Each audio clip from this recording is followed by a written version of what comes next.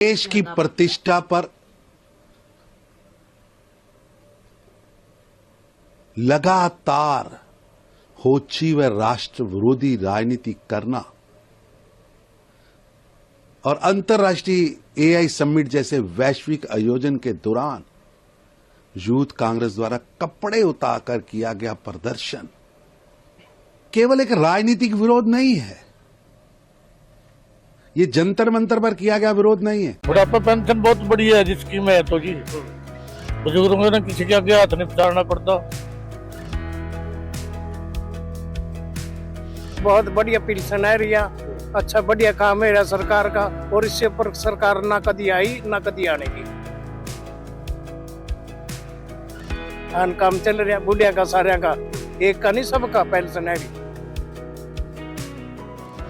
बुजुर्ग आदमी नु किसी बात नहीं पसारना पड़ता, बच्चे नु तंग नहीं करना पड़ता, पैसे मिल जा दवाई बुट्टी टाइम पर करने। हरियाणा में सबसे ज्यादा सामाजिक सुरक्षा पेंशन दी जाती है, जिसे हाल ही में 3,000 रुपए से बढ़ाकर 3,200 रुपए मासिक किया गया है। 10 फरवरी 2026 को बुढ़ापा, विधवा, दिव्यांग और अन्य सामाजिक सुरक्षा पेंशन योजनाओं के तहत 1,098 करोड़ रुपए जारी किए गए हैं, जिससे 34.14 लाख लोगों को सीधा लाभ पहुंचा है। वहीं सरकार की बुढ़ापा पेंशन से लाभान्वित बुजुर्गों का क्या कुछ कहना है, सुनिए उनकी जुबानी।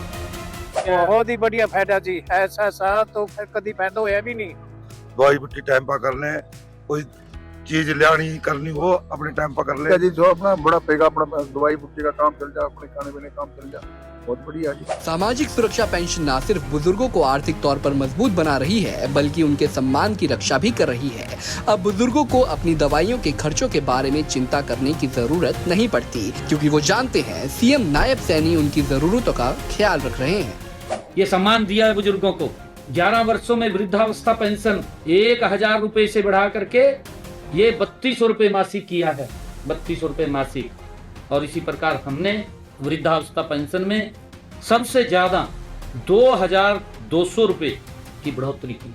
सशक्त हरियाणा, मजबूत हरियाणा। मुख्यमंत्री नायब सैनी के कुशल नेतृत्व में हरियाणा में बच्चे हो या महिलाएं, युवा हो या बुजुर्ग, सबकी प्रगति और मजबूती के लिए योजनाएं बनाई गई हैं। ये बोट क्लब पर किया गया विरोध नहीं है, बल्कि भारत की अंतर्राष्ट्रीय छवि को ठेस पहुंचाने की सुनियोजित षड्यंत्र का प्रयास है। जो तथ्य सामने आ रहे हैं ये स्पष्ट संकेत देते हैं कि ये एक अंतर्राष्ट्रीय षड्यंत्र के तहत कांग्रेस के शीर्ष नेतृत्व के इशारे पर रचा गया महा बड़ा षड्यंत्र है। देश की प्रतिष्ठा दांव पर लगाकर राजनीति करना चाह रहे हैं। देश को बदनाम कर राजनीति रोटियां सेकने का प्रयास किया जा रहा है। यह दुर्भाग्यपूर्ण है। उससे भी अधिक गंभीर यह है कि जिन लोगों पर अंतर्राष्ट्रीय समिट के दौरान षड्यंत्र के तहत बाधित करने का आरोप है,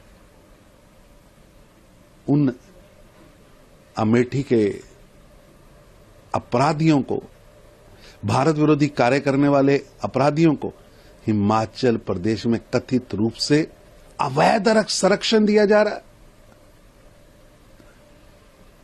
दिल्ली पुलिस के बाद वैध वारंट और टूरिस्ट रिमांड के आधार पर कार्रवाई करने पहुंची थी, तो रास्ता रोकर उन्हें डिटेन करना संघीय ढांचे और राष्ट्रीय सुरक्षा, कानून व्यवस्था की भावना के साथ एक बड़ा खिलवाड़ है। ये दुर्भाग्यपूर्ण है।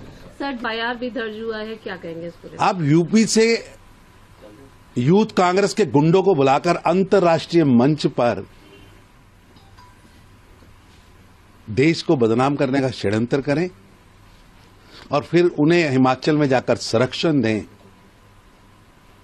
और जब हिमाचल की सरकार उन्हें संरक्षण दे रही हो, ऐसे में सभी नियमों का पालन कर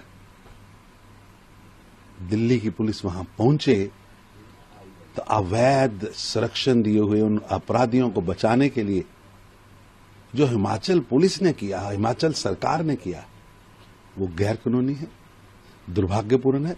हिमाचल पुलिस का दायित्व राज्य में बिगड़ती हुई कानून व्यवस्था की चुनौतियों पर ध्यान देना है, न कि अपराधियों को शरण देना।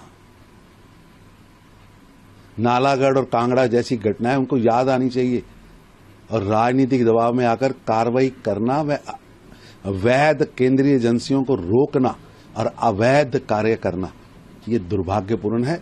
ऐसे पुलिस अधिकारियों पर कठोर कार्रवाई होनी चाहिए।